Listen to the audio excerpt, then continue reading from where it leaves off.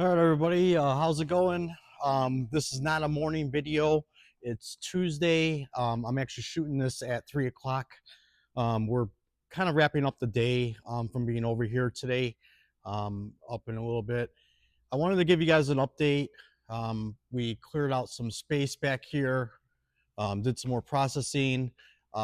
This is our club load that came in today. I actually had to go pick this up this morning. It took me like 4 hours round trip between two locations. So yeah, so this is what we're going to be processing first thing tomorrow. It looks like there's a lot of good variety. This was a very expensive. It's actually 2, 4, 6, 7. It's actually 8 pallets, but one of the pallets is a double stack. So I'll go over that in a second. I'm just going to give you guys a update of what our week's going to look like. It's going to be a busy week because we do have to make up some grounds. Last week was a bummer, and now we're going to start seeing the shortfalls, possibly depending on our sales. So what we need to do is when the doors open tomorrow, this stuff needs to be processed like ASAP, and it needs to get out there. I need to get a post up, and I'm going to show you guys some stuff that came in the load as well in my next video, unless it gets sold. Hopefully it gets sold. So here we go. This area here, kind of nothing's changed there. This over here kind of got tightened up a little bit. This guy right here is a bar set. This was from last week's club load. That's going to have to go out today or tomorrow when the warehouse gets here. And this is a 5-piece deep seating set. It's an outdoor. This has got the the fire pit. So retail on this guy is crazy expensive.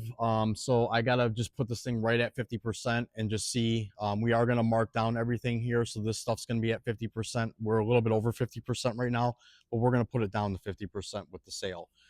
This should fill up with the club stuff. This is what our Halloween kind of looks like over here, and some more Halloween here. We did do a couple of changes with the sales floor. Not too many changes, but you know, I put some trees over here, and then this guy, he moved over here from over where the cantilevers were.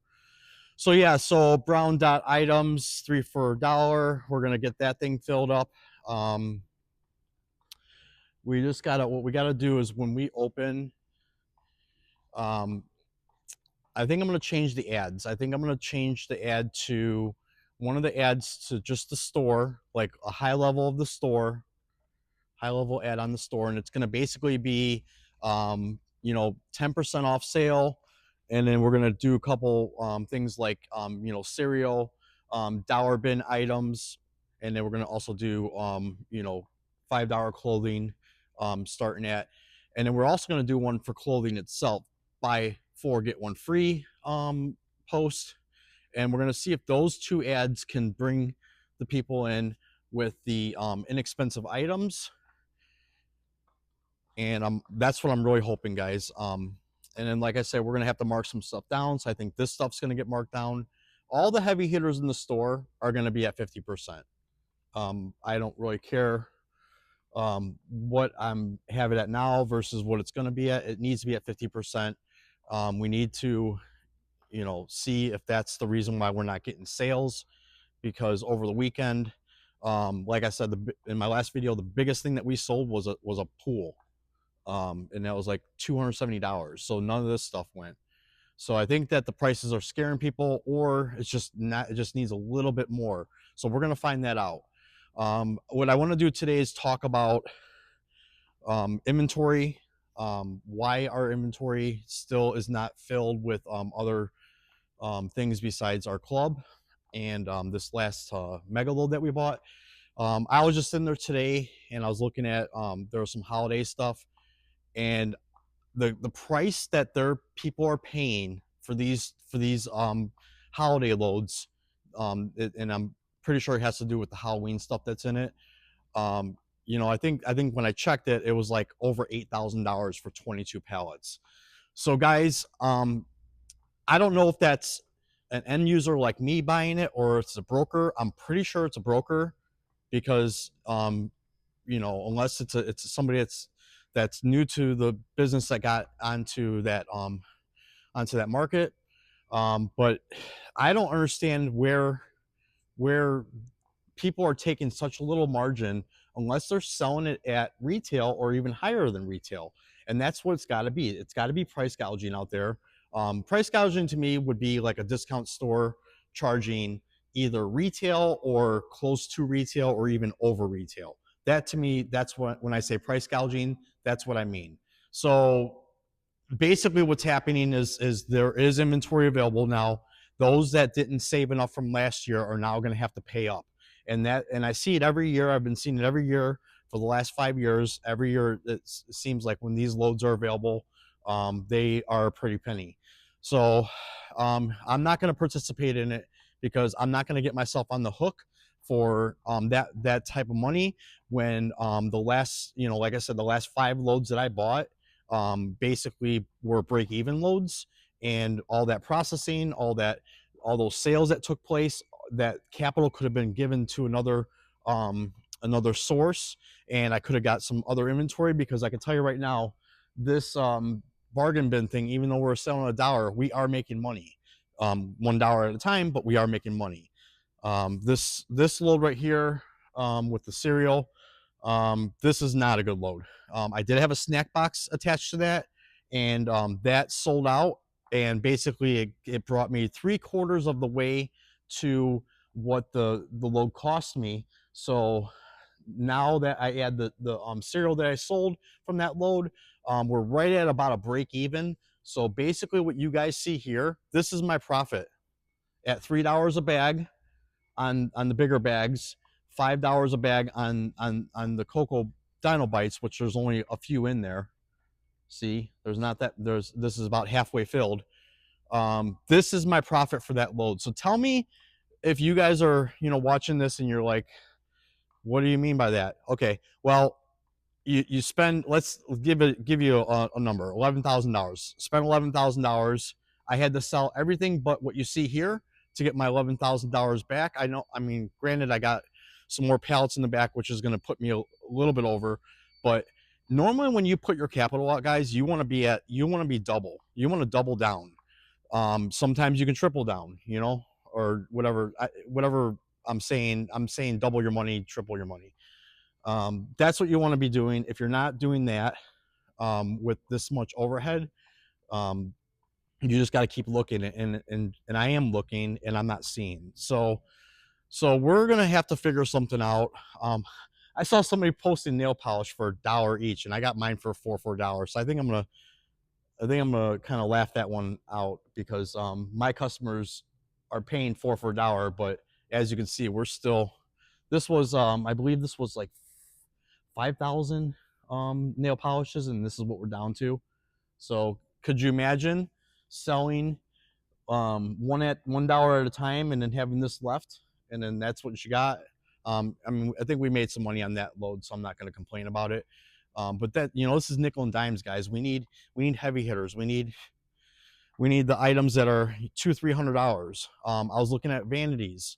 I think the low was right around with shipping $3,000, and I was looking at what was in there, and I'm like, okay, this might work. But then, kind of back in my head, said, hey, you're thinking that's going to be a profitable load, but what happens if you get it and you get your vanity tops broken? So then what are you going to do? So then I'm steering back to the let's play it safe and let's just keep waiting it out. And that's what we're doing right now, guys. We're kind of at a buying freeze. We're only taking the club items in, and we're basically hoping that we can kind of just get through this little bump. And if I can just start liquidating my store and generating cash that way. A lot of times what you do is you take your existing inventory to get your capital back, but we've been trying that for the last couple of weeks and it hasn't been working. So we just got to keep trying. And it's like, at what point do you stop trying and just liquidate it? Just sell it to another liquidator, get it off the shelves, get your capital, whatever you can, and then just move on. Well, the problem that I have is my inventory is actually clean. It's good, clean inventory. So I start dumping this stuff out of desperation, and what's going to happen is I'm going to pick up another load, and if I don't watch that load correctly, I'm going to get burned even more. So when you start getting to a point where you're every penny counts, and you start second guessing everything, you start kind of putting yourself in a gridlock on your buying because you're scared. So that's kind of like where we're at right now. It's extremely dangerous to put capital out when you can't have 100% trusted source that that load that you're going to receive is everything that that load was said it was going to be. So now what I'm going to do is just kind of focus on my own inventory, focus on my crowd, and focus on my marketing and try to get it that way. This video is going to not be as long as my normal ones because I don't really have much more to talk about. We did have some eBay orders come through. We didn't pack up at all today. We do have a 2-day handling time. I want to talk about one thing though. Somebody a few days ago sent me an offer on a pair of Timberlands, and I looked at that offer like a lowball offer because my price was already at way under what normal resellers are selling those for on eBay. And this guy, he came at me with like 75 bucks with ship, and it turns out the guy was in California. So I did to him what I normally do. When you send me a lowball offer, I block you, because every instance that I've had that somebody sent me a lowball offer and I went through with the transaction has been a nightmare with something. It was never right about the item that they bought, and there was always a credit. I call it fishing for a deal. So basically, they give you the lowball offer. You don't accept it. They buy it anyway because you didn't block them. And then the next thing you know it, they buy it, they get it, and then there's a problem. I talked about a couple of weeks ago about the lady who changed her username, or went to her second username and bought it. Yeah, so these are the situations that happen. This guy got blocked, and would you believe that the guy called my store after I blocked him? Because my eBay is actually the same name as my store, which I'm going to say to everybody right now, if you have that set up right now where your eBay store is the same as your business, where you have people walking in, change it immediately, because this guy did a Google search, found out that I had a store, and basically he called the store and was trying to get me on the phone. And I told my cashier, I'm like, listen, we're not doing communication outside of eBay, because I'm not going to get caught up in one of those scenarios. This guy, he lowballed me. Then he calls my store. Don't tell me that's not trouble. So, and I'm going to give you a little bit more on this after that. So my cashier told him that that I'm not available, and he hung up the phone. And I was asking my cashier, I'm like, so what was the guy's tone? And he's like, he kind of sounded like, kind of weird, like a weirdo, so that to me, okay, whatever. Not even, guys, I'm not even gonna lie about this, and I can show you. Maybe we'll pop it up one day. An email popped up that said I had a negative Yelp review like a minute after that phone hung up. This guy went onto Yelp and basically gave me a negative review because I blocked him for him sending me an offer. And he specifically said, sent the guy an offer, they do not deal, and then I got blocked, or basically something like that. So I immediately went onto eBay, and I told him, I said, listen, contacting a seller outside of eBay is against eBay policy. That review needs to be taken down, or this is going to become a legal matter. And I'm going to tell you this right now. I went to refresh my screen. A minute later, that review was gone.